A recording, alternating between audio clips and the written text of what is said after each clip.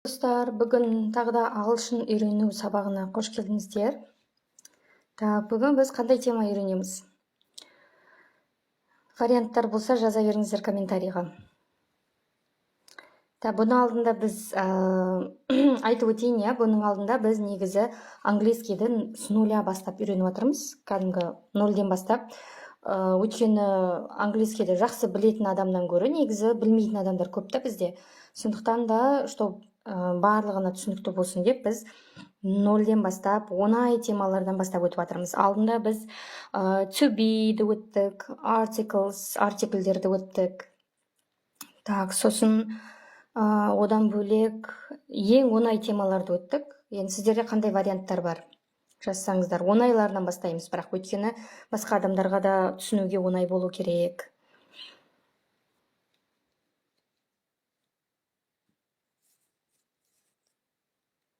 Сондықтан варианттар болса комментарийға жаза беріңіздер. Не үйренеміз бүгін? Қандай түсінбей жүрген темаларыңыз бар ма? To be-ді енді өтпейміз, өйткені to be-ді уже өттік. 2 рет өттік, по-моему, біз уже бір теманы. Сәлеметсіз бе, қай қаладан дейді. Астана қаласынан. Оқыту қалай жүргізіледі? Оқыту онлайн форматта жүргізіледі. Егер индивидуально жеке оқимын десеңіз, личкаға жазсаңыз болады, осы жаққа, директке. Zoom арқылы онлайн бетпе-бет сабақ өтемін. Өзіңіз жаймен бастай бересіз ау дейді. Өзім бір тема бастай берейін. Үйде қолданатын сөздер дейді. Біз бұл жерде сөздер дегенде негізі менің каналыма тіркелсеңіздер, и так-то ол жақта сөздер бар. Енді мен мысалға ана жерге сіздерге қазір мен сөзді жазып, мысалға мына сөздің аудармасы мынандай деп отырғаннан, одан сіздер былайынша пайда бар деп ойламаймын. Лучше грамматика үйренейік. Өйткені грамматика қиын. Грамматиканы адам бірден жаңағыдай сөз сияқты алып кете алмайсыз да сіз. Грамматиканы сіз мысалы кітаптан ашып отырып түсіне алмайсыз грамматиканы. Сондықтан лучше біз мына жерде грамматика үйренгеніміз жақсы. Қанша теңге айына дейді, сағатына. Маған директке жазыңыз, личкама. Осы неге тиктокқа сол кезде сөйлесеміз, уақытын келсеміз. Grammar is very hard дейді. Difficult. Тамақ тауысып, қолым жуды жина, ойыншықтар жина деген сөздер дейді. Негізі сөздер дұрыс жазғаныңыз, бірақ енді мен мына жерде қазір лучше грамматика өткенім жақсы да. Сөздерді менен тикток каналыма кірсеңіздер, сол жерде менде видеолар бар дайын ішінде. Сол жерде ең оңай сөздерді салып қойғанмын, қазақшасымен бірге.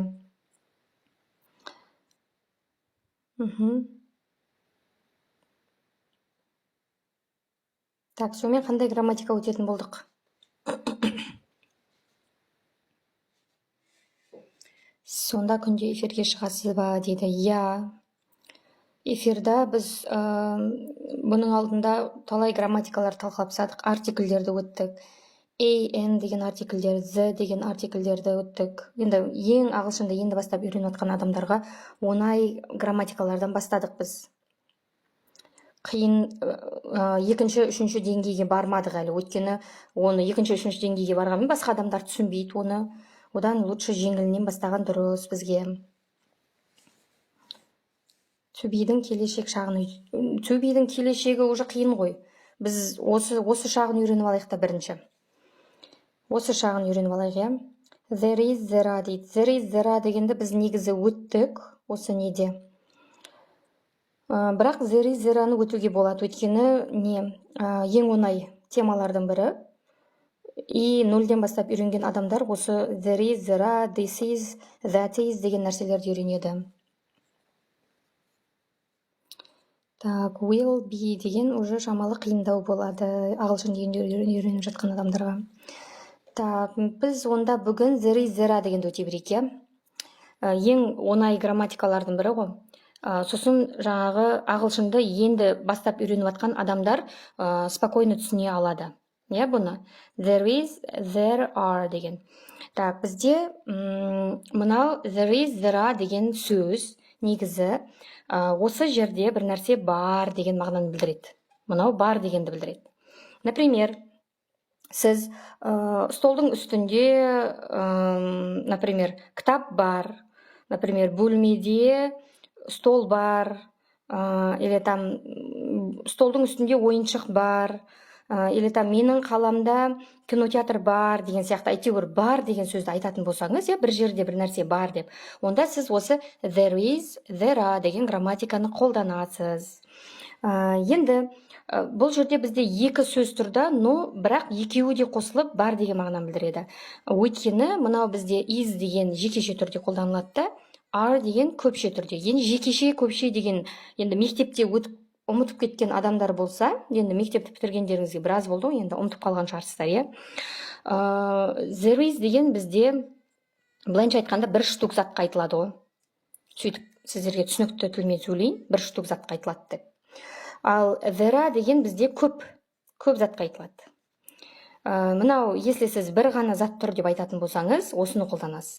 Если сіз көп заттар бар, или там көп нәрселер бар деп, көп адамдар бар деп айтатын болсаңыз, онда сіз мынаны қолданасыз. Екеуінің разницасы бар. Мынау бір штук жекеше, мынау бізде көпке қолданылады. Енді there is дегенмен мысалға сөйлем құрастыратын болсақ, there is, например, there is cinema. Cinema деген бізде кинотеатр деген. There is cinema in my, например, city дейін. In my city дейін. There is cinema in my city. Осы жерде қарап тұрсаңыздар, there is деген бізде бар дегенді білдіреді. Cinema деген кинотеатр. Не бар? Кинотеатр бар. Қайда бар? In my city. In my city, менің қаламда. Сонда сіз мынандай сөйлем құрастырып тұрсыз. Менің қаламда кинотеатр бар деп тұрсыз. Енді біз мына жерде бір ғана кинотеатр болғасын, біз мына there is дегенді қолданып тұрмыз. Өйткені біз жаңа айттық, there is деген бізде жекеше түрге қолданылады дедік. Бір ғана нәрсеге. Мынау значит кинотеатр, мынау бір штук болып тұр бізде. Бір ғана кинотеатр болып тұр. Енді, например, бұдан бөлек тағы да сөйлемдер құрастыратын болсақ, например, there is, например, an apple. Apple дегенді білесіздер енді. Ағылшынды енді үйреніп жатқан адам болсаңыз да, Apple'ды білесіз. There is an apple, алма бар, например, on the table. Қайда бар? On the table, столдың үстінде деген. Table деген бізде стол, столдың үстінде деген on, мынау, столдың үстінде алма бар. There is деген бізде бар. Енді, мына жерде біз именно apple дедік та, бір штук алма. Мынау алма бізде бір штук. Ал енді сіз бір штук емес, ол көп деп айтатын болсаңызшы, қайсысын қолданамыз? Көп алмалар бар, например, 5 алма тұр деп айтатын болсақ та, уже қайсысын қолданамыз біз? There is емес, there are-ны қолданамыз, There are деген бізде өйткені көп дегенді білдіреді, например, there are дейсіз да, there are деген мынау бар деген, но көп затқа айтылады. There are, например, 5 алма дейінші, 5 apples. 5 apples on the table. Столдың үстінде неше алма бар? 5 алма бар деген. Так, міне, on the table. Table деген бізде стол, on деген үстінде, столдың үстінде 5 алма бар. Бар деген мынау бізде there are деген. Мынау there are деген бізде бар деген мағынаны білдіреді. Любой кез келген жерде бір нәрсе бар, столдың үстінде бір нәрсе бар, менің бөлмемде шкаф бар, менің бөлмемде кровать бар деп айтатын болсаңыз, или там менің қаламда, например, площадь бар, менің қаламда, например, 5 гостиница бар деген сияқты. Любой бір нәрсе, бір жерде бір нәрсе бар деп айтатын болсаңыз, сіз осы грамматиканы қолданасыз. There is, there are деген. Мынау бізде, ойлап қалмаңыздар, қиын екен, мен мынаны қалай үйренемін деп, қарап тұрсаңыз, оп-оңай өйткені бұл ағылшынды енді үйреніп кәдімгі 0-ден бастап мен дым білмеймін деп келіп тұрған адамға арналған грамматика осы. Ағылшынды енді үйреніп жатқан адамдар осындай сөздерді айтып үйренуді не қылады, айтуды үйренеді. Например, there is бар, there are менде бар деген, енді екеуі де бар дегенді білдіреді. Жаңа енді қосылып жатқан адамдарға айтайын, there is деген бізде бір штук. Мен енді жекеше деп айтпаймын, өйткені сіздер жекеше, көпше дегенді мектепті бітіріп кеткен адамдар болса, оны уже түсінбейді. Ол не сөз еді деп та. Сонымен лучше жеңіл тілмен түсіндірейін, қарапайым, простой, There is деген бізде бір штук затқа айтылады. Если бір штук зат бар деп айтып жатсаңыз, например, столдың үстінде бір алма бар, например. Столдың үстінде, например, бір маркер бар. Или там столдың үстінде бір кітап бар. Менің бөлмемде бір шкаф бар. Например, менің бөлмемде бір кровать бар деген сияқты бір ғана затты айтатын болсаңыз, сіз онда мына there is дегенді қолданасыз. Ал енді бізде there are деген бар. Бұл да бізде мына бар деген мағынаны білдіреді, но уже бір штук емес, бұл уже көп. Уже көп затқа айтылады. Екі немесе одан да көп, например, менің бөлмемде екі кровать бар. Столдың үстінде екі алма бар, например. Класста 5 оқушы бар, например. Менің 3 ағам бар деген кезде, например. Сол кезде осы there are дегенді көпше түрде осыны қолданамыз. Так, сосын жаңағы there is cinema in my city. In my city менің қаламда кинотеатр бар. Енді бұлай керісінше аударамыз біз да. Өйткені ағылшынша сөйлем бұлай қазақ тілі сияқты емес, керісінше құралады. Менің қаламда кинотеатр бар. There is деген бар деген. There is an apple on the table. Столдың үстінде, мынау стол үстінде алма бар. Келесі, there are 5 apples on the table. Столдың үстінде, бізден on деген үстінде дегенді білдіреді, столдың үстінде 5 алма бар.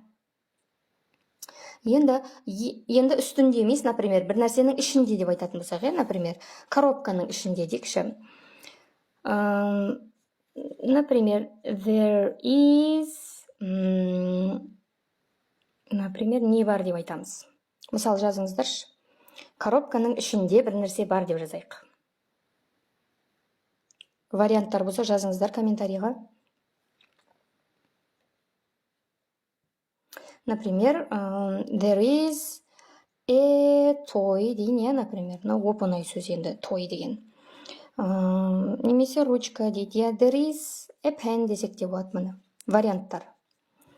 Немесе there is a ball десек те болады. Варианттар бізде, toy деген ойыншық, pen деген ручка, ball деген мячик, доп, Мысалға, there is a toy, или там there is a pen, ручка бар, there is a ball, алма бар деп айтатын, доп бар деп айтатын болсақ, енді in the box дейік.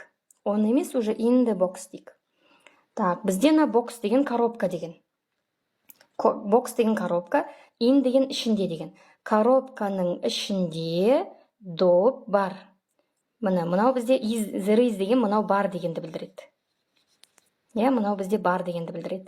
Ball деген доп. Коробканың ішінде доп бар. Или, например, коробканың ішінде a pen бізде не еді? Ручка, Коробканың ішінде ручка бар. Или можно toy деп айтуға болады. Коробканың ішінде ойыншық бар. Көрдіңіз, өстіп құрастыра беруге болады. Енді ағылшынды мен енді үйреніп жатырмын, мен ешқандай сөз білмеймін ғой деген адамдардың өзі, дым білмеймін деген адамның өзі Apple-дың не екенін біледі. Apple деген алма екенін біледі. Сіз осы Apple-ды алыңыз да, осы Apple-мен сөйлем құрастыра беріңіз. Например, there is an apple on the table деген сияқты. Столдың үстінде алма бар. Енді элементарный сіз Apple-ды білесіз. Например, телефонды білесіз, телефон ағылшынша telephone болады. Мына. Telephone болады. Осылай тұрады. Осы енді элементарный сөздер ғой мынау. Ағылшынды дым білмеймін деген адамның өзі осы telephone-ды біледі. Мысалға, there is a telephone on the table, столдың үстінде телефон бар деп айтасыз. Мен ағылшынды білмеймін, мен қалай сөйлем құрастырамын деген болмайды да, сіз по-любому бастауыңыз керек та. Сонымен сіз аласыз да, осы грамматиканы бүгін үйрендіңіз оны there is-ді. И үйде қандай заттарды білесіз, соны алыңыз да енді полностью сөйлем құрастырып шығыңыз. Мысалы, мен бөлмемде мынандай бар, столдың үстінде мынандай бар, кухняда мынандай бар, мына жақта мынандай бар деп любой сөзді алып құрастыра беріңіз. И сол кезде сіз уже практика жасайсыз, и сізде мынау грамматика сіздің есіңізде қалады сол. Қайта-қайта практика жасай беру керек. Өйткені практика жасалмаса, ағылшын ұмытылып қалады. The не үшін қолданылады дейді. The деген негізі қолданылатын варианттары көп, оның ережесі. Но в данный момент, мына жерде in the box деген определенно осы коробканың ішінде дегенді білдіреді. The деген бізде определенно белгілі бір коробканы айтып тұрмын мен. Мына жерде деген мен on the table деген кезде алдына неге the қойдым, өйткені мен именно осы столдың үстінде деп, осы столдың үстінде деп мен определенно бір столды айтып тұрмын. Ал если мен on a table деп айтатын болса, мен онда білмеймін қай столдың үстінде екенін, әйтеуір любой бір столдың үстінде деп жатырмын. The дегеннің негізі қойылатын жерлері ережесі көп, оның ережесі прямо. Но в данный момент мына жерде неге қойдым мен the-ні, өйткені определенно осы столдың үстінде тұр деп айтып жатырмын. Сондықтан мен the дегенді қойдым. Бірақ the деген артикльдің қолданылатын жерлері көп, негізі. Ережесі көп оның. Ол жаңадай, бұдан бөлек, например, географический нелерге, таудың алдына, например, аэропорттың алдына, гостиницаның алдына қойылады, қойылмайды деген сияқты өзінің жерлері, ережесі бар. Так, срочно фреш керек көптір дейді. Эфирге кіріп практика жасаңызшы дейді. Я, и так-то біз эфирда күнде бір грамматика өтіп жүрміз осы жерде. Так, there is a key in the basket. Вот, уже адамдар практика жасап жатыр, я? There is a key in the basket дейді. Вот. Шоколад дейді, я? Шоколад деп пример жазсақ болады. Енді түсінсеңіздер, комментарийға маған бір примерден жазсаңыздар.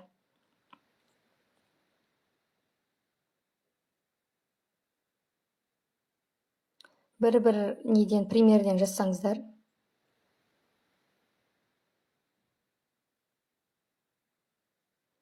Так, артиклін ұмыттыңыз дейді. Я, мына жерге cinema қойылатын, бірақ мен ағылшында с нуля бастап жатқандарға не қылғам.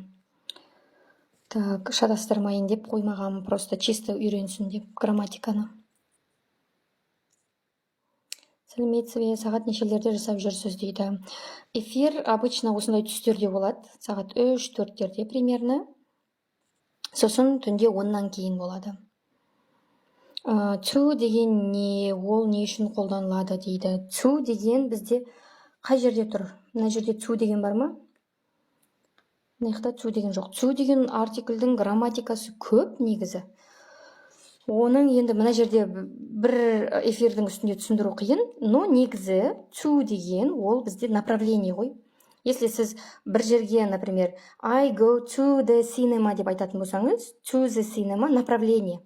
Қайда бара жатырмын? Кинотеатрға деген кезде сіз кинотеатрға дегенде ға деген жалғау жалғайсыз ғой қазақшада. Вот сондай сияқты. To деген негізі направлениені білдіреді.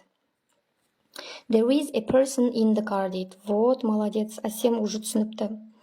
There is a dog in my city дейді. Тима түсініпті, молодцы, good job, very good. Так, енді постоянно кіріп отыру керек екен дейді. Я, кіріп отырыңыз, үйренесіз, күнде бір нәрсе үйренесіз. Так, there is a box in my room дейді. Мақсат мынауыңыз дұрыс, сөйлеміңіз, но біз в данный момент ол грамматиканы өтіп жатқан жоқпыз. Біз басқа грамматика өтіп жатырмыз. There is, there are дегенді өтіп жатырмыз, е? Бірақ мынау жазғаныңыз дұрыс емес деп айтпаймын. Так, there is a pen in the pencil case дейді. Я, very good, good job. Так, ағылшынды неден бастап үйрену керек? Словарьдан ба дейді. Ну, словарь, конечно, и словарь, и грамматика екеуін бірге. Сіз просто словарьда сөзді жаттай берсеңіз, сіз сөйлей алмайсыз. Өйткені сіз грамматика білмейсіз. А грамматика деген не? Грамматика деген сол сөздерді по цепочке жалғау ғой. Сіз как, например, словарьды, ну, например, английский поезд дейікші, иә? Английский осы поезд дейік. И сіз сөздерді жаттайсыз, ол сөздер сіздің вагон, да? Но сіз сөздерді жаттай бересіз, но вагонды тартатын алдында несі жоқ. Ары қарай тартатын, мысалға, поездың несі жоқ, иә, жаңағыдай. Поезды тартатын нәрсе жоқ та сізде енді. Только сізде вагон бар. Сіз сөзді жаттайсыз, бірақ сөйлей алмайсыз. Көп адамдар сөйтеді. Мен көп сөзді жаттаймын, бірақ вообще сөйлей алмаймын дейді. Неге дейді? Өйткені грамматика білмейді. А грамматика для чего? Грамматика осы сіздің жаттаған сөзіңізді өстіп по цепочке қойып, сөйлем құрастырады. Но кейбір адамдар бар, грамматиканы үйренеді да, но сөз білмейді. Өстіп грамматиканы үйреніп алады, енді сөйлем құрастырайын десе сөз білмейді. Сосын сөз білмегесін, сөйлем шықпайды. Поэтому грамматика мен сөзді екеуін одновременно үйрену керек. Со одновременно үйренген кезде сізде сөйлей аласыз. И сосын практика жасау керек. Адамдар бар да, курсқа қатысады, бірақ бір сағат, например, бір күнде бір сағатқа қатысады да апайға, и одан үйіне барады да практика жасамайды. Например, сөйлеңіз. Осы грамматиканы үйрендіңіз ба, сіз қазір үйіңізде отырыңыз да, үйіңізде не зат бар, бәрін айтып шығыңыз. Мына жерде телевизор бар, мына жерде стол бар, кухняда шкаф бар, мына жерде, например, чашка бар, шкафтың ішінде тарелка бар деп бәрін айтып шығыңызшы. Сіз содан кейін байқайсыз, на грамматиканы қалай жаттап алғаныңызды өзіңіз білмей қаласыз. Так, there is a cat in the box дейді. Айнура уже түсініпті, молодцы. The дегенге пример, the United Kingdom of Great Britain дейді. Я, the дегеннің бір примері. Елдердің алдына именно қысқартылған сөздердің алдына қойылады. Например, United Kingdom дегенді біз UK деп қысқартамыз ғой. Вот сол кезде алдына the қоямыз. Так. There is orange in the... Егерім fridge деп айтқыңыз, жазғыңыз келді ау деймін, иә? Холодильник деп. Дұрыс, түсінгенсіз. Так, күшті ғой, қай уақытта кіреміз дейді. Түсте, сағат 3-4-терде, или түнде 10-нан кейін. Так. 10 неге қойылады дейді? 10 деген не? Мынау 10 деген ба, үстінде деген ба? 10 деген сөз бізде үстінде дегенді білдіреді. 10 деген бізде негізі нелер бар ғой. Ағылшын тілінде prepositions деп айтады. Preposition деген предлогтар. Preposition деген кәдімгі предлогтар. Үстінде, астында деген сөздер ғой кәдімгі. Вот соның ішінде міне 10 деген үстінде деген. Бір нәрсенің үстінде деп айтатын болсаңыз, сіз 10 дейсіз. Вот именно 10, сосын тағы бізде нандай бар. Above дегенде бар. Above дегенде үстінде дегенді білдіреді, но екеуінде разница бар. Мынау да үстінде, мынау да үстінде. Вот адамдар осы кезде шатасады да, екеуінің в чем разница? Мынау да үстінде, мынау да үстінде. Енді 10 деген бізде именно бір нәрсеге тиіп тұрса. Например, мен мысалға маркерді столдың үстіне қойдым. Маркер столдың үстіне тиіп тұр. Жанасып тұр екеуі. Сол кезде 10 болады. Ал above дегендер, ол үстінде, но бір-біріне тимейді. Например, құс көлдің үстімен ұшып баратса, например, көл дейік, құс дейік, құс көлдің үстімен ұшып бара жатса, ол көлге тимейді ғой, суға. Ол үстімен ұшып бара жатыр, бірақ судың тақалмайды да, суға жақындамайды. Вот сол кезде above болады. Құс ұшып бара жатса, above болады. Ал если сіз бір нәрсені қойып, например, стол дейік, мына жерде столдың үстіне сіз, например, вазаны қойдыңыз дейік. Ваза мына столдың үстіне тақалып тұрса, тиіп тұр ғой енді. Вот сол кезде 10 болады. Любой тиіп тұратын нәрсенің барлығы 10 болады. А если үстінде, но ол тимейтін болса, например, жаңа құс, или самолет қаланың үстімен ұшып бара жатыр деген кезде, сіз мына above-ты қолданасыз. қаланың үстімен ұшып бара жатыр деген кезде сіз онды қоймайсыз, өйткені ол қалаға тиіп ұшпайды ғой. Иә, мысалға зданиенің үстінен ұшып баратпайды ғой, енді жақындап, иә, тиіп. Вот сол кезде above қолданылады. Preposition жаңағы on деген бар, above деген бар, одан бөлек in деген бар, ішінде деген. Осындай элементарный нәрселерді жаттау керек. Мынау үстінде, астында деген прямо английскийді с нуля бастап жатқан адамдардың білу керек нәрсесі ғой. Сіз ағылшынды енді бастап жатсаңыз, осындай сөздерді жаттаңыз. On, above, in, ішінде деген. Сосын бұны үйренгеннен кейін просто так, ой, мен үйреніп алдым деп отырмайсыз, осыған сөйлем құрастыру керек. Ол обязательно сөйлем құрастыру деген, например, отырып алып, арнайы уақыт арнап, там ручка, тетрадь алып, жазып, блокнотқа жазу емес. Сіз просто көшеде кетіп барасыз, иә? И in дегенді, или там on дегенді көшеде кетіп баратасыз да, сөйлем құрастырасыз просто. Жаңағы как раз менің үйреткен грамматикаммен there is дегенді алып аласыз. Жаңағы мен үйреткен мынау in, on деген үстінде деген сөзді алып аласыз, көшеде кетіп баратасыз да, сөйлем құрастырасыз. Например, скамейканың үстінде бала отыр, например, да, скамейканың үстінде доп тұр деген сияқты. Көшеде кетіп баратыр, сөйлем құрастыра бересіз ары қарай. Сөйтіп практика жасау керек. Практика жасамасаңыз, ол ұмытылып қала береді да ары қарай. Так, there was a banana on the table дейді. Так, Вика мына жерде шатастыңыз. There was деген бізде көп болған кезде қолданылады да, сіз ол кезде bananas дейсіз. Банандар деп та. Так, n сөзі не үшін қолданылады дейді. N деген бізде мынау, қай жерде қойдық n дегенді? N apple'дың алдына қойдық па? Мынау бізде n деген бірінші ережесі бір штук. Бір штук дегенді білдіреді. Мына жерде мен n қойсам, значит, мына алма бір штук екенін көрсетіп тұр. И екінші қай кезде қолданамыз?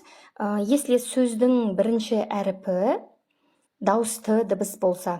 Сіздер енді дауысты дыбыс дегенді мектепті бітіріп кеткен адамдар ұмытып қалған шығар. Дауысты дыбыс деген а, о, е, и деген әріптер ғой. Если сондай әріптермен басталса сөз, онда сіз n қоясыз. Так. There are problems in my job дейді. Иә, болады. Түсінікті грамматиканы қалай үйренеміз дейді. Грамматиканы өстіп үйренесіз. Мұғалім сізге үйретіп береді, үйреніп аласыз өстіп. Сосын жаттаған сөзіңізді осы грамматикаға қосасыз. There are peoples in the bus дейді. That's right. Very good, Асим. There are 3 bananas болады, иә, Вика? Так, there are 3 болған кезде бананға s жалғайсыз. Bananas on the table. А если банан десеңіз, ол единственный банан, бір штук болып қалады. There are my home 5 cats дейді. Так, ақбота бірінші 5 cats'ті қоясыз, сосын барып my home дайтасыз. Так, офлайн курс бар ма дейді. Офлайн жоқ, онлайн бар. Онлайн зумда прямой үйренесіз мұғаліммен. Жұмыста негрлер бар, солармен сөйлесу керек еді дейді. Негр деп айту кәдімгідей ол күнә қазір. Негр деп айтуға болмайды. Афроамериканец деп айтыңыз.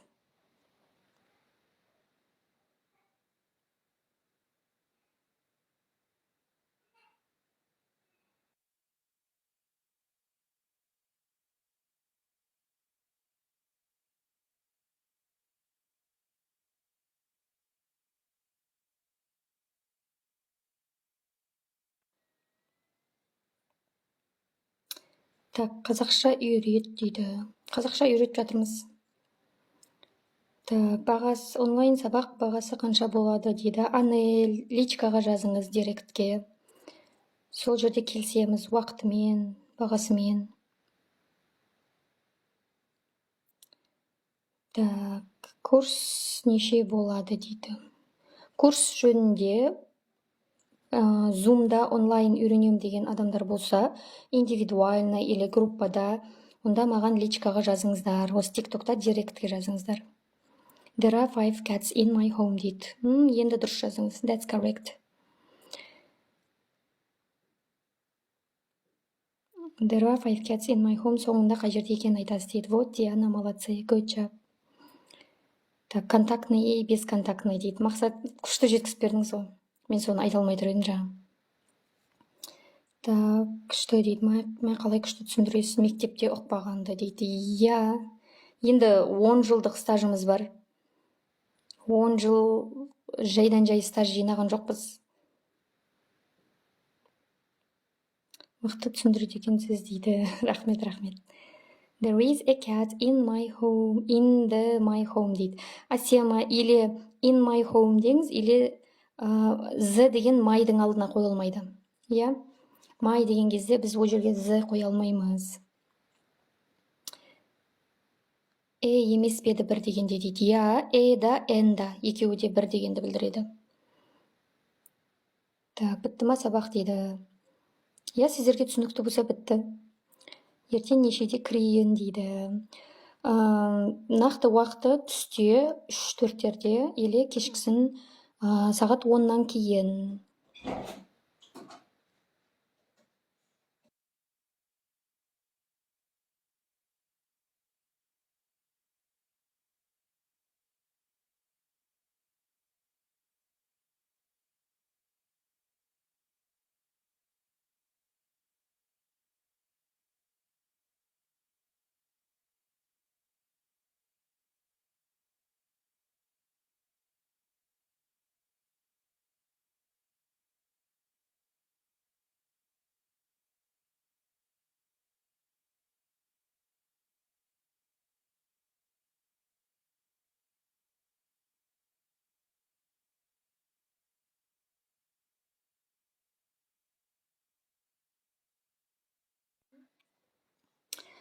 Так, мынау өтіп кеткен сабақ па дейді. Жоқ, өтіп кеткен. Негізі иә, біз алдында to be артикльдерді өткен кезде өтіп кеткенбіз бұл сабақты. Маған прямой эфирға кірген адамдар біледі. Так, онлайн сабақ бағасы қанша болады дейді. Анель, личкаға жазыңыз, екеуміз келісеміз. Уақытын, бағасын. Афроамериканец дейді. Иә, Асхат дұрыс айтасыз. Негр деп айтуға болмайды қазір, иә. Курсыңыз қанша теңге дейді. Курс бізде онлайн, зумда. Айгерім, личкаға жазыңыз директке. Так, жақсы түсіндіреді екенсіз дейді. Рахмет. Так, білім диагностикасын жасау үшін тест бар ма дейді. Білім диагностикасын жасау үшін тест бар, конечно. Маған личкаға жазыңыз, сізге тест жіберем бірінші. И сосын сол тест арқылы сіздің уровеньді біліп аламыз. Начинающий ма, или уже білесіз ба? Сон негізі курсты бастайтын кезде, если сіз бұрын ағылшын үйренген адам болсаңыз, да, желательно тест жасап алған дұрыс. Өйткені қайтадан с нуля бастап үйренудің қажеті жоқ, уақыт құртпаңыз. Так, маған үйретіңізші мұғалім сіз бе дейді. Иә, Ақбота, личкаға жазыңыз, үйретем. Так, офлайн жоқ па дейді. Жоқ, офлайн жоқ. Онлайн зумда, кәдімгі прямой сөйлесесіз, үйренесіз мұғалімнен. Так, мұғалім болу үшін дауысты, дауыссыз деген заттардың бәрін білу керек па дейді. Енді сіз адамға түсіндіру үшін, мен осы кезде мысалы қазақ тілінде жақсы білем деп айта аламын. Өйткені сіз английскийді түсіндіру үшін сол адамның тілінде түсіндіресіз ғой.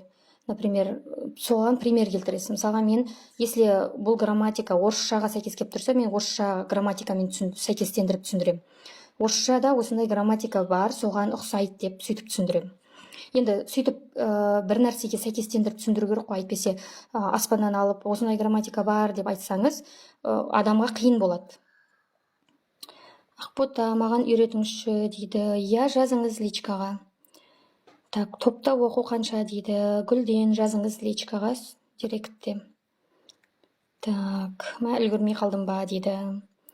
Нұрай, кіріңіз тағда. Кешкісін 10-нан кейін, түнде, то есть 10-нан кейін, или түсте сағат 3-4-терде. Так, 15:00-де 3-те как раз балаларым ұйықтайды дейді. Иә, балаларыңызды ұйықтатып кіріңіз. Так, күнде керекті 5 сөзді жазсаңыз, жаттап алатын дейді. Иә, сөзді жазсам да болады. Просто эфирда біз грамматика үйренсек, сіздерге больше грамматика үйренген жақсы. Өйткені сіз сөзді менің каналыма кірсеңіз, осы TikTok каналда сөздер бар, сөздер көп ояқта. Сояқтан үйрене берсеңіз болады. Ал грамматиканы сізге өстіп мұғалім түсіндірмесе, сізге жайдан жай кітапты ашып сіз түсіне алмайсыз. Поэтому лучше грамматиканы менімен осы жерде үйреніңіз. Ал сөзді үйде жатып алып жаттай беріңіз. Сөз жаттауға менің қажетім жоқ сізге. Сіз өзіңіз жаттай бересіз. Мен просто сізге совет айтам. Осылай жатта, практика жаса деп сізге өзімнің опытым бойынша практикаларды айтам, осындай жаса деп совет айтам. Так, thank you teacher дейді. You're welcome. There is park in my city дейді. Айнура, күшті түсінгенсіз. Very good. Good job.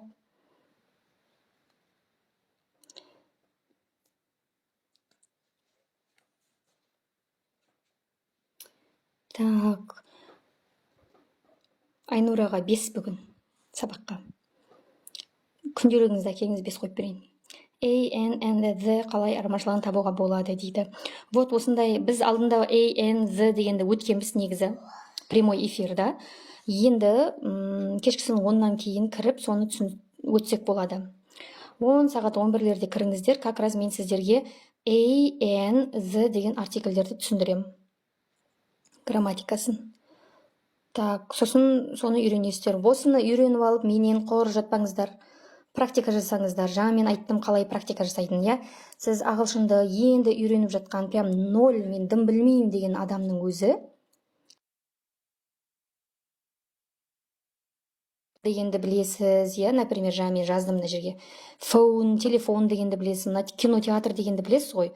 Вот осы сөздерді алыңыз да, мына грамматикаға қосып, кәдімгі ауызша айта беріңіз. Сосын мен практика жасайсыз. Сосын сіз мынаны ұмытып қалмайсыз. Сосын мен қайтадан түсіндірмеймін сізге. Тағы түсіндіріп өтесіз ба дейді. Енді кешкісін кіріңіздер. Кешкісін 10-нан кейін кіріңіздер.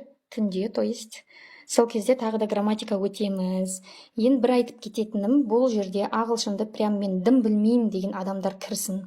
Өйткені мен ағылшынды с нуля үйретіп жатырмын осы жерде. Уже сіз, если 3-й, 4-й уровень сияқты болсаңыз, онда просто менімен повторение жасасаңыз болады. Менімен просто бір повторение жасап, грамматиканы еске түсіріңіз онда. Ең соңғы 20 жыл бұрын мектепте оқығаным есіме түсіп отыр. Вот, поэтому сосын ғой мен сіздерге мынаны 1 штук деп жазып отқаным. Өйткені мектепті 20 жыл бұрын бітіріп кеткен адамдар уже жетіше, көпше деген сөздерді білмейді. Поэтому мен сіздерге кәдімгі простой тілмен түсіндіріп берем ғой. Ақбота, мен үйренемін дейді. Я, жазыңыз маған. Так, енді түнде 10-дан кейін кіріңіздер. Осы составпен бір группа болдық енді. Бір группа болып түнде 10-нан кейін үйренеміз. Кешке кездескенше.